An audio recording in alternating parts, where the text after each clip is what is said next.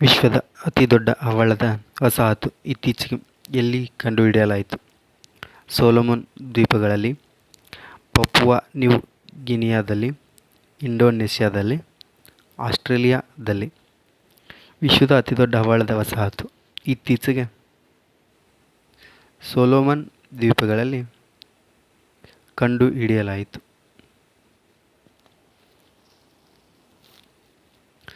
ಸಂಶೋಧಕರು ಇತ್ತೀಚೆಗೆ ಸೊಲೊಮನ್ ದ್ವೀಪಗಳಲ್ಲಿ ವಿಶ್ವದ ಅತಿದೊಡ್ಡ ಹವಳದ ವಸಾಹತುವನ್ನು ಕಂಡುಹಿಡಿದಿದ್ದಾರೆ. ಸೊಲೊಮನ್ ದ್ವೀಪಗಳು ಸುಮಾರು 1,000 ದ್ವೀಪಗಳು ಹೊಂದಿದೆ. ಇದು ಪೆಸಿಫಿಕ್ ದ್ವೀಪ ಸಮೂಹವಾಗಿದೆ. ಇಲ್ಲಿ 6 ಪ್ರಮುಖ ದ್ವೀಪಗಳು ಮತ್ತು 900ಕ್ಕೂ ಹೆಚ್ಚು ಸಣ್ಣ ದ್ವೀಪಗಳು ಕಂಡುಬರುತ್ತವೆ. ಇಲ್ಲಿ ಒಟ್ಟು 4,61,000 ಚದರ ಕಿಲೋಮೀಟರ್ ಭೂಮಿ ಇದೆ. ಇದು ನೈಋತ್ಯ ಪೆಸಿಫಿಕ್ ಮಹಾಸಾಗರದಲ್ಲಿ ಕಂಡುಬರುತ್ತದೆ. ಇದು ಆಗ್ನೇಯಕ್ಕೆ ವನವಾಟು ಮತ್ತು ಪಶ್ಚಿಮಕ್ಕೆ ಪಪುವಾ ನ್ಯೂಗಿನಿಯಾ ದೇಶದ ಗಡಿಯನ್ನು ಹೊಂದಿದೆ. ಜೀರಿ ಮೇಳವನ್ನು ವಾರ್ಷಿಕವಾಗಿ ಯಾವ ರಾಜ್ಯ ನಲ್ಲಿ ನಡೆಸಲಾಗುತ್ತದೆ? ಜಮ್ಮು ಮತ್ತು ಕಾಶ್ಮೀರ, ಉತ್ತರಾಖಂಡ, ಲಕ್ಷದ್ವೀಪ, ರಾಜಸ್ಥಾನ. ಜೀರಿ ಮೇಳವನ್ನು ವಾರ್ಷಿಕವಾಗಿ ಜಮ್ಮು ಮತ್ತು ಕಾಶ್ಮೀರದಲ್ಲಿ ನಡೆಸಲಾಗುತ್ತದೆ.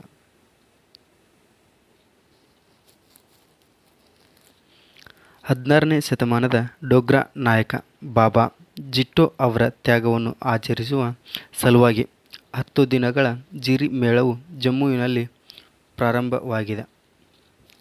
ಬಾಬಾ ಜಿಟ್ಟೋ ಎಂಬ ಬ್ರಾಹ್ಮಣ ರೈತ ಅನ್ಯಾಯದ ವಿರುದ್ಧ ಹೋರಾಡುತ್ತಾ ಏಕತೆ ಮತ್ತು ಪ್ರಾಮಾಣಿಕತೆ ಹಾಗೂ ಧೈರ್ಯದಂತಹ ಮೌಲ್ಯಗಳನ್ನು ಉತ್ತೇಜಿಸುತ್ತಾ ಮರಣವನ್ನು ಹೊಂದಿದರು.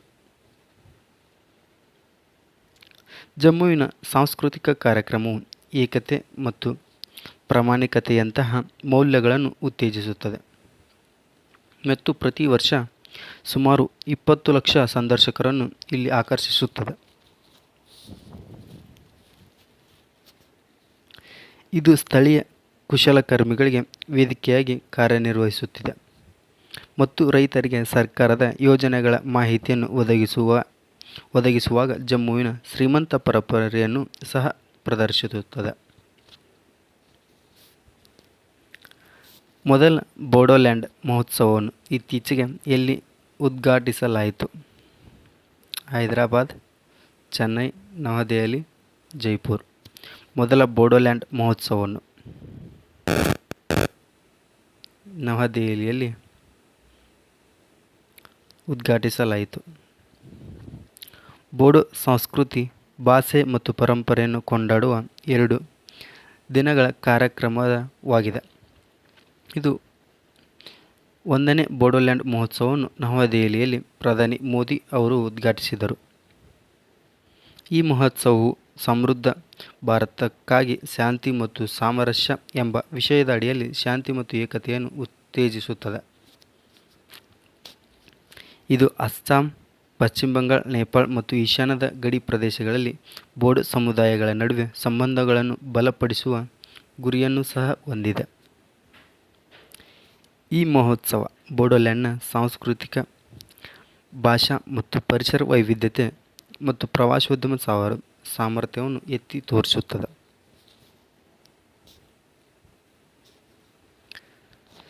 ಸುಮಿ ನಾಗಾ ಪಂಗಡವು ಯಾವ ರಾಜ್ಯದಲ್ಲಿ ಪ್ರಧಾನವಾಗಿ ಕಂಡುಬರುತ್ತದೆ?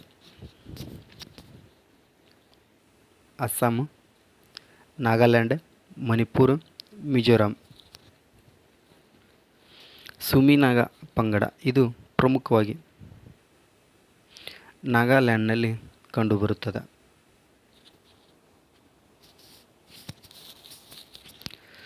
ಸುಮಿ ನಾಗಾ ಬುಡಕಟ್ಟು ಜನರು ಇತ್ತೀಚೆಗೆ ಸುಗ್ಗಿಯ ನಂತರದ ಹಬ್ಬವಾದ ಹೂನಾವನ್ನು ಏಕತೆ ಮತ್ತು ಭ್ರಾತೃತ್ವದಿಂದ ಆಚರಿಸಿದರು. ಸುಮಿ ನಾಗಾ ಪಂಗಡ ನಾಗಾಲ್ಯಾಂಡ್ನ ಪ್ರಮುಖ ಬುಡಕಟ್ಟಾಗಿದೆ. ಇದು ಪ್ರಮುಖವಾಗಿ ಮಧ್ಯ ನಾಗಾಲ್ಯಾಂಡ್ ಮತ್ತು ದಕ್ಷಿಣ ನಾಗಾಲ್ಯಾಂಡ್ನಲ್ಲಿ ವಾಸಿಸುತ್ತಾ ಇದ್ದಾರೆ. ಸುಮ್ಮಿಗಳು ತಮ್ಮ ವ್ಯಾಪಕವಾದ ಗ್ರಾಮ ವಸಾಹತುಗಳಿಗೆ ಹೆಸರುವಾಸಿಯಾಗಿದ್ದಾರೆ. ಇದು ನಾಗಾ ಬುಡಕಟ್ಟುಗಳಲ್ಲಿ ವಿಶಿಷ್ಟ ಲಕ್ಷಣವಾಗಿದೆ. ಸುಮ್ಮಿ ಭಾಷೆ ಟಿಬೆಟೋ ಬರ್ಮನ್ನಲ್ಲಿ ವ್ಯಾಪಕವಾಗಿದೆ ಮತ್ತು ಅವರ ಮುಖ್ಯ ಹಬ್ಬಗಳು ತುಳಿ ಮತ್ತು ಅನುವ ಇವರ ಹಬ್ಬಗಳಾಗಿವೆ. ಭಾರತದ ಪ್ರತಿಭಾವಂತ ಯುವಕರಿಗೆ ಆಸ್ಟ್ರೇಲಿಯಾ ದೇಶದಲ್ಲಿ ಕೆಲಸ ಮಾಡಲು ಅವಕಾಶ ನೀಡಲು ಆಸ್ಟ್ರೇಲಿಯಾ ಪರಿಚಯಿಸಿದ ಹೊಸ ಯೋಜನೆಯ ಹೆಸರೇನು? ಇಂಡಿಯನ್ ಟ್ಯಾಲೆಂಟ್ ಮೊಬಿಲಿಟಿ ಸ್ಕೀಮ್, ವಲಸೆ ಮತ್ತು ತಂತ್ರಜ್ಞಾನ ಉದ್ಯೋಗ ಯೋಜನೆ, mobility arrangement for talented early professionals scheme, Australia Bharat skill exchange scheme.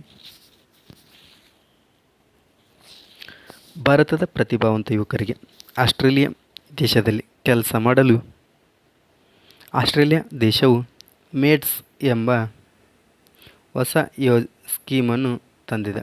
Maids ಅಂದರೆ mobility arrangement for talented early professionals scheme ಎಂಬ ಯೋಜನೆಯನ್ನು ಜಾರಿಗೆ ತಂದಿದೆ. ಆಸ್ಟ್ರೇಲಿಯಾವು mobility arrangement for talented early professionals scheme ಎಂಬ ಯೋಜನೆಯನ್ನು ಇತ್ತೀಚೆಗೆ ಪ್ರಾರಂಭಿಸಿದೆ. ಇದು ಭಾರತೀಯ ವಿಶ್ವವಿದ್ಯಾಲಯದ ಪದವೀಧರರು ಮತ್ತು ಆರಂಭಿಕ ವೃತ್ತಿಪರರಿಗೆ ಆಸ್ಟ್ರೇಲಿಯಾದಲ್ಲಿ 2 ವರ್ಷಗಳವರೆಗೆ ಕೆಲಸ ಮಾಡುವ ಅವಕಾಶವನ್ನು ನೀಡುತ್ತದೆ. ಈ ಯೋಜನೆಯು ಭಾರತ ಮತ್ತು ಆಸ್ಟ್ರೇಲಿಯಾ ನಡುವಿನ ವಲಸೆ ಮತ್ತು ಚಲನಶೀಲ ಪಾಲುದಾರಿಕೆ ಅರೇಂಜ್ಮೆಂಟ್ನ ಒಂದು ಭಾಗವಾಗಿದೆ. ಇದು ನವೀಕರಿಸಬಹುದಾದ ಶಕ್ತಿ, ಎಐ, ಫಿನ್ಟೆಕ್ ಮತ್ತು ಅಗ್ರಿಟೆಕ್ನಂತಹ ಕ್ಷೇತ್ರಗಳಲ್ಲಿ ಅರ್ಹ ಪದವಿ ಹೊಂದಿರುವ 30 ಅಥವಾ ಅದಕ್ಕಿಂತ ಕಡಿಮೆ ವಯಸ್ಸಿನ ಅರ್ಜಿದಾರರಿಗೆ ಡಿಸೆಂಬರ್ನಲ್ಲಿ ಮೇಡ್ಸ್ ವರ್ಕ್ ಆರಂಭವಾಗುತ್ತಿದೆ.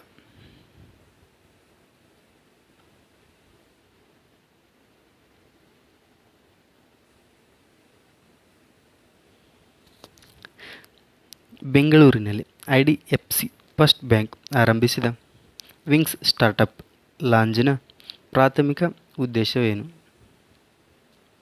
ಸ್ಟಾರ್ಟಪ್ಗಳಿಗೆ ಕಡಿಮೆ ಬಡ್ಡಿದರದ ಸಾಲಗಳನ್ನು ನೀಡುವುದು, ಸ್ಟಾರ್ಟಪ್ಗಳಿಗೆ ಅಂತಾರಾಷ್ಟ್ರೀಯ ವ್ಯಾಪಾರ ವಿಸ್ತರಣೆಗಳನ್ನು ಸುಲಭಗೊಳಿಸಲು, ಸ್ಟಾರ್ಟಪ್ಗಳಿಗೆ ತೆರಿಗೆ ವಿನಾಯಿತಿ ಮತ್ತು ಹಣಕಾಸಿನ ನೆರವು ನೀಡಲು, ಆರಂಭಿಕ ಹಂತದ ಸ್ಟಾರ್ಟಪ್ಗಳಿಗೆ ಸಂಪನ್ಮೂಲಗಳನ್ನು ಮತ್ತು ಮಾರ್ಗದರ್ಶನವನ್ನು ಒದಗಿಸಲು. ಬೆಂಗಳೂರಿನಲ್ಲಿ ಐಡಿಎಫ್ಸಿ ಬ್ಯಾಂಕ್ ಆರಂಭಿಸಿದ ವಿಂಗ್ಸ್ ಸ್ಟಾರ್ಟಪ್ ಲಾಂಜ್ನ ಪ್ರಾಥಮಿಕ ಉದ್ದೇಶವೇನೆಂದರೆ ಆರಂಭಿಕ ಹಂತದ ಸ್ಟಾರ್ಟಪ್ಗಳಿಗೆ ಸಂಪನ್ಮೂಲಗಳನ್ನು ಮತ್ತು ಮಾರ್ಗದರ್ಶನಗಳನ್ನು ಒದಗಿಸುವುದಾಗಿದೆ.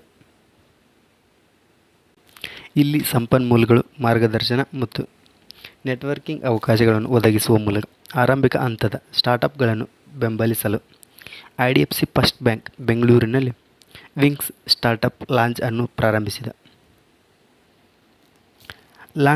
ಇಲ್ಲಿ ಲಾಂಜ್ ಮೀಟಿಂಗ್ ರೂಮ್ಗಳು, ಜ್ಞಾನ ಸೆಷನ್ಗಳು ಮತ್ತು ಪಿಚ್ ಎಂಬ ಇವೆಂಟ್ಗಳನ್ನು ನೀಡುತ್ತದೆ. ಸ್ಟಾರ್ಟಪ್ಗಳು ಮತ್ತು ಹೂಡಿಕೆದಾರರ ನಡುವಿನ ಸಂವಹನವನ್ನು ಇದು ಸುಗಮಗೊಳಿಸುತ್ತದೆ.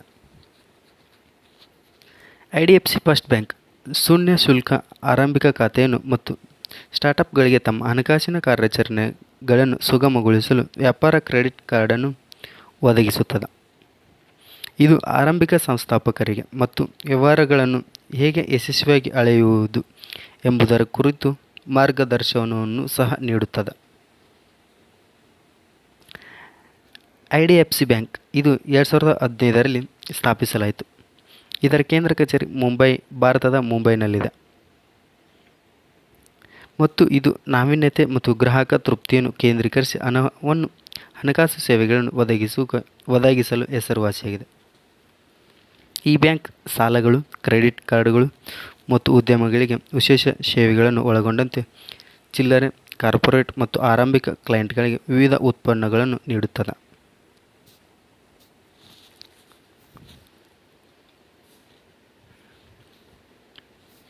ನ್ಯಾಷನಲ್ ಕೆಡೆಟ್ ಕಾರ್ಪ್ಸ್ನ ಎನ್ಸಿಸಿಯ ಮೊದಲ ವಿಶೇಷ ನೌಕಾಯಾನ ದಂಡಯಾತ್ರೆ ಥೀಮ್ ಯಾವುದು?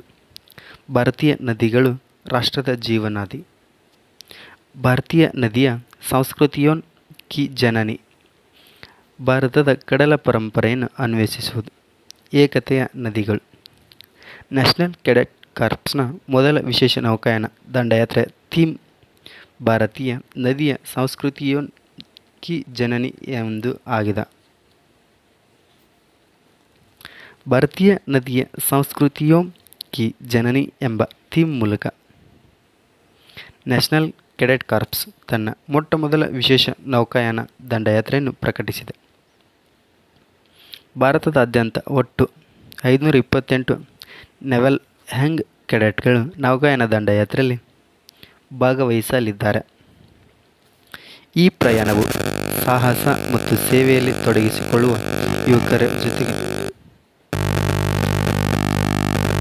ಭಾರತದ ಕಡಲ ಸಂಪ್ರದಾಯಗಳನ್ನು ಆಚರಿಸುವ ಗುರಿಯನ್ನು ಹೊಂದಿದೆ. ಈ ಕಾರ್ಯಕ್ರಮವು ಪರಿಸರ ಜಾಗೃತಿಯ ಮೇಲೆ ಕೇಂದ್ರೀಕರಿಸುತ್ತದೆ ಮತ್ತು ನದಿ ದಂಡೆಗಳನ್ನು ಸ್ವಚ್ಛಗೊಳಿಸುವುದು ಮತ್ತು ಸಾಂಸ್ಕೃತಿಕ ಸಂಪ್ರದಾಯಗಳನ್ನು ಉತ್ತೇಜಿಸುತ್ತದೆ. ಎನ್ಸಿಸಿ ಇದು 1948ರಲ್ಲಿ ಸ್ಥಾಪಿಸಲಾಯಿತು. ಇದರ ಕೇಂದ್ರ ಕಚೇರಿ ಭಾರತದ ನವದೆಹಲಿಯಲ್ಲಿದೆ.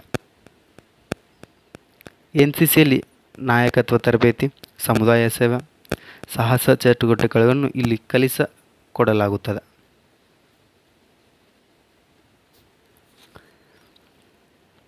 ಬೆಟ್ವಾ ಲಿಂಕ್ ಕಾಲುವೆ ಯಾವ ರಾಷ್ಟ್ರೀಯ ಉದ್ಯಾನವನದ ಮೂಲಕ ಹಾದು ಹೋಗುತ್ತದೆ? ಬಂಧವಗಢ ರಾಷ್ಟ್ರೀಯ ಉದ್ಯಾನವನ, ಕನ್ನಾ ರಾಷ್ಟ್ರೀಯ ಉದ್ಯಾನವನ, ಪನ್ನಾ ರಾಷ್ಟ್ರೀಯ ಉದ್ಯಾನವನ, ಪೆಂಚ್ ರಾಷ್ಟ್ರೀಯ ಉದ್ಯಾನವನ. ಬೆಟ್ವಾ ಲಿಂಕ್ ಕಾಲುವೆ ಇದು ಪೆನ್ನಾ ರಾಷ್ಟ್ರೀಯ ಉದ್ಯಾನವನದ ಮೂಲಕ ಹಾದು ಹೋಗುತ್ತದೆ. ಕೆನ್ ಬೆಟ್ವಾ ಲಿಂಕ್ ಕಾಲುವೆಯು ಉತ್ತರ ಪ್ರದೇಶದಲ್ಲಿರುವ ಪನ್ನಾ ರಾಷ್ಟ್ರೀಯ ಉದ್ಯಾನವನದ ಮೂಲಕ ಹಾದು ಹೋಗುತ್ತದೆ. ಇದು ಹುಲಿ ಸಂರಕ್ಷಿತ ಪ್ರದೇಶವೂ ಕೂಡ ಹೌದು.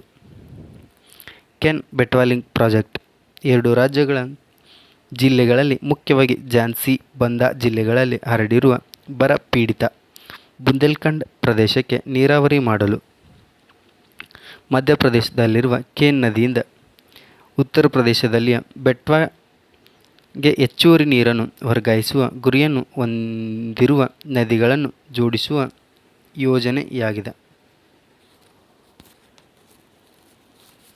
ಕೆನ್ ಮತ್ತು ಬೆಟ್ವಾ ನದಿಗಳು ಮಧ್ಯಪ್ರದೇಶದಲ್ಲಿ ಹುಟ್ಟುತ್ತವೆ ಮತ್ತು ಯಮುನೆಯ ಉಪನದಿಗಳು ಆಗಿವೆ. ಯುಪಿಯ ಬಂದಾ ಜಿಲ್ಲೆಯಲ್ಲಿ ಮತ್ತು ಯುಪಿಯ ಹಮೀರ್ಪುರ್ ಜಿಲ್ಲೆಯಲ್ಲಿ ಯಮುನಾನೊಂದಿಗೆ ಈ ನದಿಗಳು ಭೇಟಿಯಾಗುತ್ತವೆ. ಬೆಟ್ವಾ ನದಿಯ ಮೇಲೆ ರಾಜ್ಘಾಟ್, ಪಸ್ರಿಚಾ ಮತ್ತು ಮೆಟ್ಟಿಲಾ ಅಣೆಕಟ್ಟುಗಳು ನಿರ್ಮಿತವಾಗಿವೆ. ಕೇನ್ ನದಿಯ ಮೇಲೆ ಪನ್ನಾ ಹುಲಿ ಸಂರಕ್ಷಿತ ಪ್ರದೇಶ. ಪೆನ್ ನದಿಯು ಪನ್ನಾ ಹುಲಿ ಸಂರಕ್ಷಿತ ಪ್ರದೇಶ ಮೂಲಕ ಹಾದು ಹೋಗುತ್ತದೆ.